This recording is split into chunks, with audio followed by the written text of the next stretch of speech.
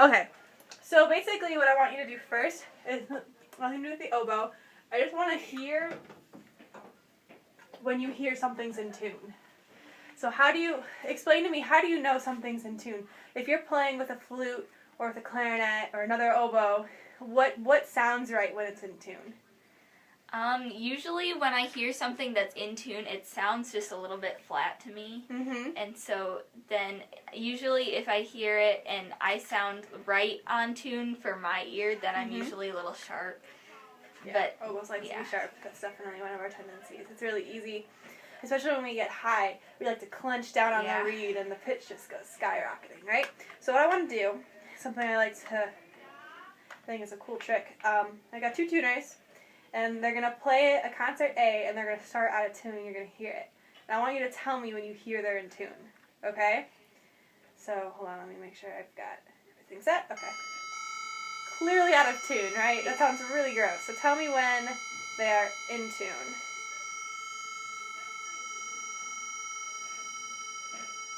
Yeah. Close. But it sounds like one tuner. This is so close. Here it sounds like one. Yeah. And that's what we're going for. When we're trying to balance and blend, we're listening for one instrument. And that's hard to do, especially when, if you're playing with a flute or with your clarinet. It's hard to make that sound like a flobo, or I don't know if I could combine clarinet and oboe, but so that's what we're going to work on. So what I'm going to do is turn your stand around and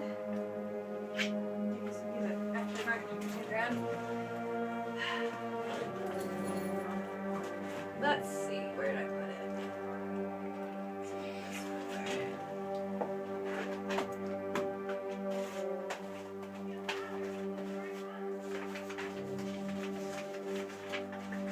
No, it's not in that folder. It's in the red one. So this is a really good exercise to do. It's called tuning in fifths. It doesn't say that. But, so what you're going to do is I'm going to play the top line, you're going to play the bottom line, okay? And I'm going to play, we're not going to start on C, we're going to start on the G. And I'm going to play that G, and we're going to play it until we hear it's in tune, okay? And then once we hear that, I'm going to move to the next note, which is D. Okay. And we're going to listen and tune that interval, the fifth. And then when that's in tune, you move up to the D with me, okay? Now, how do we tune an oboe? What are some ways to adjust our pitch? You can roll in and out, and adjust how hard or how much pressure you're applying to the reed. It's all in the reed. It's all in the embouchure. You never do this, right? You never pull your reed in and out.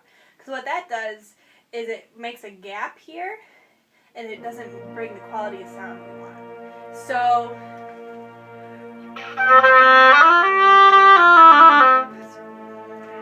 I'm going to look at a tuner, make sure I'm playing in tunes when you're matching me. So we're going to start on a G. Okay. Okay? Are you going to go in first and then I'll come in? Yeah. Okay. I'll look at you when it's time. Okay. Cool?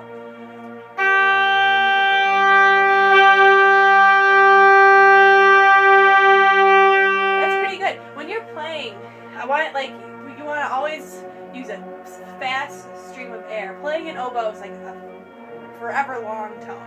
We're just manipulating it by our tongue, by articulating.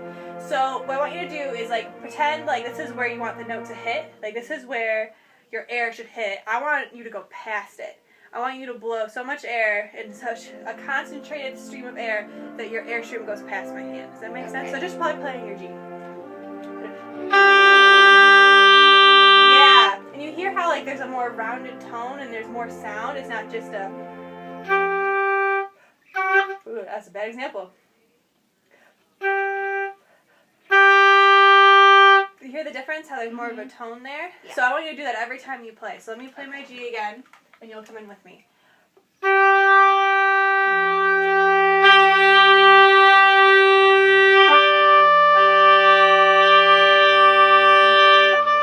So when we're playing a fifth, what are we listening for? Do you know? This is tricky. This is some music theory stuff. So a fifth is like Superman, or right? So we're listening da da and generally for a fifth to sound in tune, it needs to be the fifth note needs to be a little bit sharp, actually. It's just the way our ears work. I really don't have a good answer for why, but it's just the way we like it to sound. So when we're playing, I'm thinking, okay, she's playing the tonic, the bass note, you're playing a G. I want my fifth to be a little bit sharp. So that's what I'm listening for. So why don't you play your G? I want you to tune it. So it's right nice and tuned with the tuner.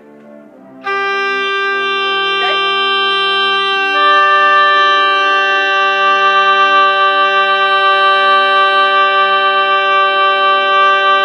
Did you hear it lock in? Mm-hmm. Those waves just disappeared. That's what we're looking for. Yeah. So now I'm going to play my D. I want you to play my D with me once I have it even.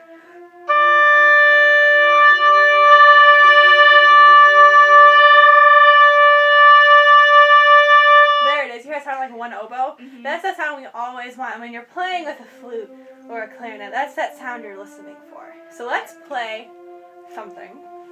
Why don't you take out Salvation is Created? So I know you're playing that. So the other thing we want to listen to when we're trying to play in tune is our own intervals. We want to listen for, like, if we play a fifth, sounds right, doesn't sound right. You hear how that interval wasn't the right space? Mm-hmm. I mean, I'm trying to exaggerate it, but you hear how, like, it didn't sound quite right? So when we're playing, we want to listen for that too. So much we should be listening for, right? So let's look at, that's not, there we go. Okay, let's start. This is a really good example for trying to blend with a very quiet spot, right? Yeah. So let's start right at the beginning here, and I don't want you to worry about mezzo piano right now. I want you to play at a nice, stable dynamic, and just really listen for your pitch, and really listen, trying to make sure the intervals sound right. And I want you to tell me, I want you to just play this first phrase, and tell me if you thought you heard one of your notes sound a little weird. Okay? I know it's less listened for. I know you can do it, though. Go ahead and start.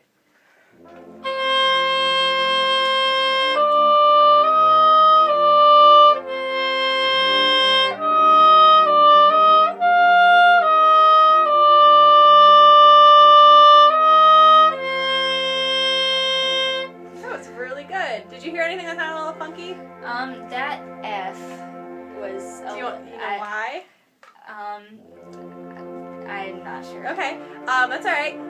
Forked F is an awful note. Like, listen, here's regular F on my oboe. Mm-hmm. My oboe is really great as an example for this.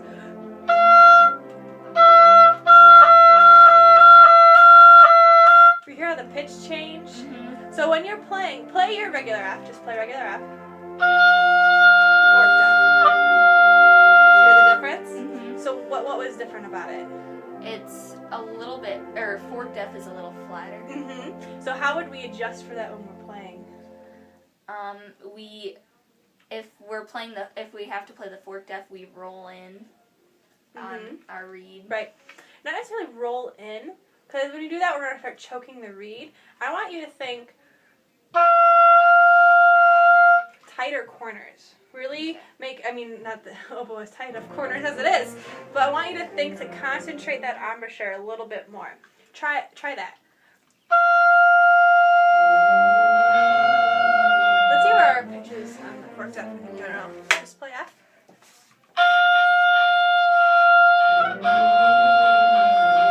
There you go. You're actually a little sharp. So what did you do to fix that? Well, I switched between the forked F and the regular. Play forked F for me and see where the pitch is at. And you brought it down. How did you bring it down? I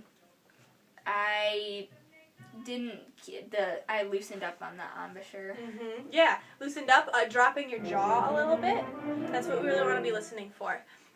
So why don't we play it again? That was really nice. And then we'll do some other stuff with it, with like phrasing. You sound really, really nice. You have a really nice core sound, just something a lot of young players don't have. You're doing really, really good. Go ahead and start at the beginning.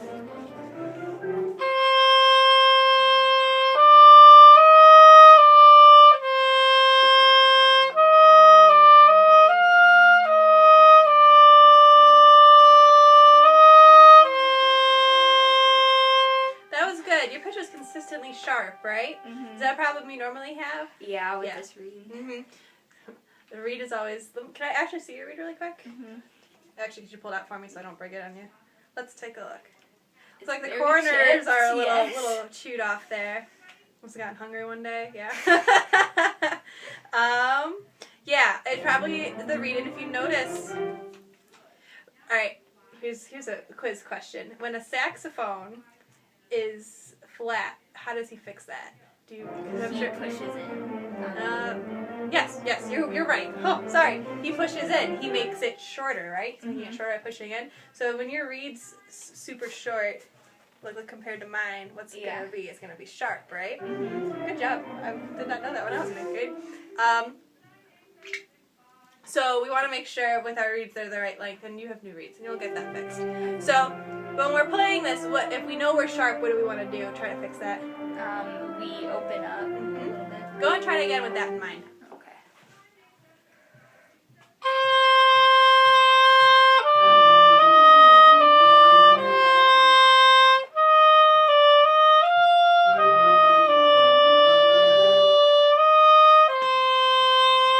Really, really nice, really nice. And that C is one of the easiest notes to like. It's the easiest note to move around. So when we are like on B, where it's a little harder, it's a little harder to move that pitch around. We get to C, and it's like whoa, and it's really all over the place. So we got to make sure we rein it in on that C. Why don't we work on some other stuff? Because you're doing a really, really great job with this. Let's see. Let's try this. Playing a tune in a good dynamic is easy, right? Or easier. Now try playing it mezzo piano with that same idea in mind. How do we play quiet on oboe? You don't let as much air through. You keep it's still fast, but just less of it. Kinda. You got the main point. Fast air. We want, like I said, playing oboe is just a long tone, a long stream of air that's manipulated by our tongue when we're articulating and by the notes we play. But when we're playing quietly, we still want that same amount of air to go through. We're just controlling it with our embouchure. We're kind of, I don't want to say clamping on the reed, but for lack of a better term, clamping on the reed. So I can play it.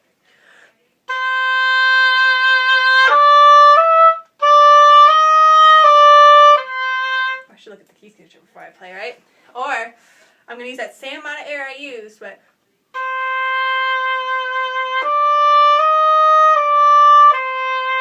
my reed's a little flat. So I'm using the same amount of air, same amount of support. It's just my embouchure is a little more closed in, I guess you could say. But the trick is doing that, but not letting the pitch go sharp, right? Yeah. It's easy to play sharp and quiet. So go ahead and try playing at that good mezzo piano.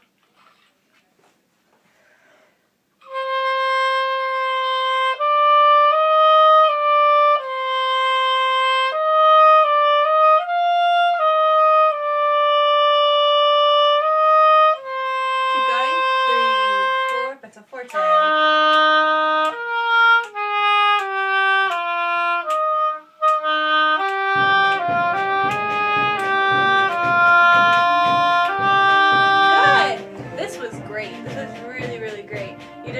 Job, you heard it and you fixed it, and you knew like, oh, that doesn't sound right, and your embouchure changed. You know, that's the way it should be. And as you grow as a player and as you play more, that becomes like a split-second reaction, and you don't even notice anymore. So it's really, really nice. Let's start at 10 and work on starting the note. I don't know. We've been in here. How long is your class period? It's 47 minutes. So half would be in like 5 minutes. Okay, so we got 5 minutes.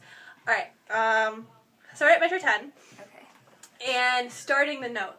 Playing, I even blurped on it. But nice low note is a really hard note to just start, you know? So what are some things, like when you're preparing to play, what are some things you do before? I mean, obviously you don't sit there until the beat and then a half beat before you're like shoving the oboe in your mouth. You know, you gotta prepare. How do you prepare for it? Lick the reed a couple times. yeah, get like in the right posture and stuff. Right, that's all really important. What I want to work on is the articulation. What I do when I start, because it's really easy, if you just don't take a good breath before you play and just start, you're going to get that kind of sound like a donkey, which isn't a really nice sound. Yeah. So what I do is, if I'm in 4, I think, all right, I'm going to breathe in 2. I'm going to almost pretend like I'm playing on 4. So I'm 1. Oh, what am I doing? That's not right. So, okay, it's a 3-beat prep. Sorry. So on 2, I'm going to breathe in on 2 and 3. So 1, 2, 3, and on 4, I'm going to pretend like I'm playing, but I'm going to stop the air with my tongue, and then on 1 I release it. So like 1. So when I release it, the air is right there on the tip of my tongue, and I let it go like that. Yeah. Exactly. So, and it's a little hard at first. Sometimes you still get that kind of sound. But why don't you try that? Just start at 10, Okay. and so 2 and 3, breathe in. 4, pretend like you're going to play. 1, release. So 1, 4. That was better. Try it one more time. 1, 2, 3, 4. Yeah, and it's going to take practice, but what that does is it has the air right there, right where you want it, and it's at the right speed, and when you release it, it just comes out, you know? And at first, like right now, you're getting the donkey sound, which is super typical. And what that is just the air, like just trying to get through the reed right away, and it's not quite so controlled yet, and that's just going to come with practice. Okay. So why don't we try that again? I want you to just start at 10 and do the same thing we just said about starting. 4 minutes. And then we'll just go through this phrase again. We'll work on some pitch stuff here again. So 1, 2, 3, and...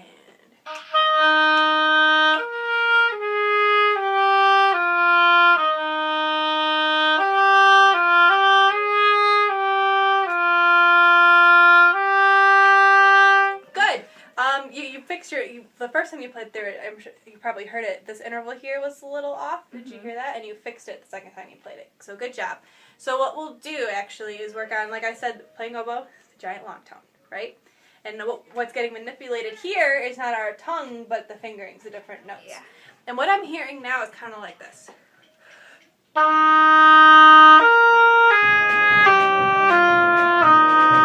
hear us kind of bouncing? And what I want to hear is like...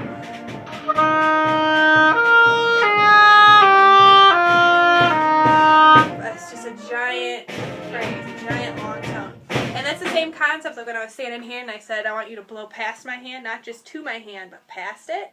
It's the same concept. You want to keep that air moving, so keep pushing the air. So why don't you just start 10 again with that in mind. So 1, 2, and ready, and now play.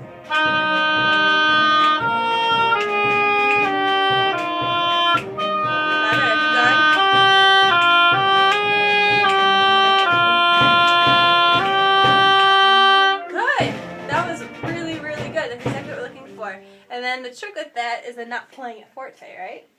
So why don't you try it again and think more of a mezzo forte dynamic, but with that same phrase structure still happening. Okay.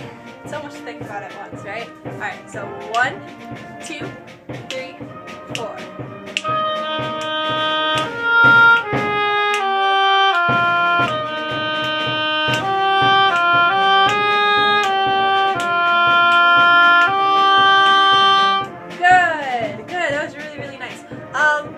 Question for you. So here, does she take that down dynamic level, or is it still the same dynamic?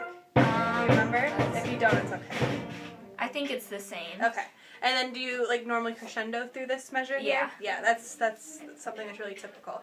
So let's one more time and give those last 2 notes like crescendo into the next measure and keep going. Because this octave is always fun to tune. So 1, 2, ready, measure 10.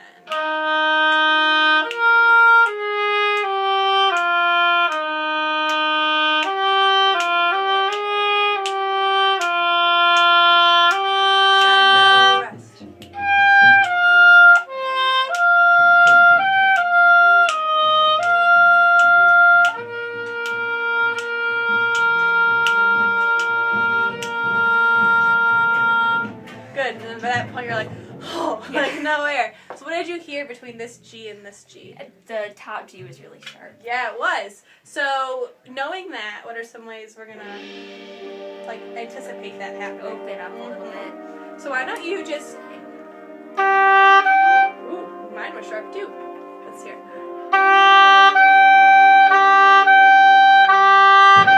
So I'm just listening back and forth in that octave, and okay, the first time I tried it, I was still sharp, so let's try something different. Drop it out a bit more. So just play your low G for like 2 beats, and then your high G, and see what you can do to try to fix it. Let's look at a tuner. Yeah. Play your low G.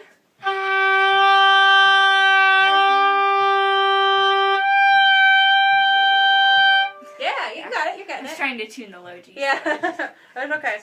So just keeping that in mind when you're playing, because when you're playing with your clarinets who are flat on that note, I'm sure it's just a wonderful sound, right?